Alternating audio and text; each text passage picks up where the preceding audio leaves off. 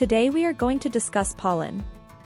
Pollen is a fine powder produced by the male reproductive organs of flowering plants, known as anthers. Its main function is to fertilize the female reproductive organs of a flower, known as the stigma, allowing the plant to produce seeds and ultimately, offspring. However, pollen also plays a vital role in many aspects of our environment and lives. Pollen is carried by the wind or by pollinators such as bees, butterflies, and birds from one flower to another, allowing for cross-pollination and genetic diversity among plants.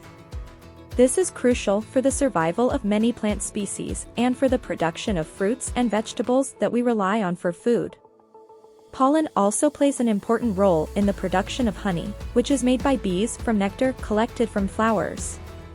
Bees collect pollen as they move from flower to flower, and this pollen becomes an important source of protein for the bees. However, pollen can also be a major allergen for many people, causing symptoms such as runny nose, itchy eyes, and sneezing.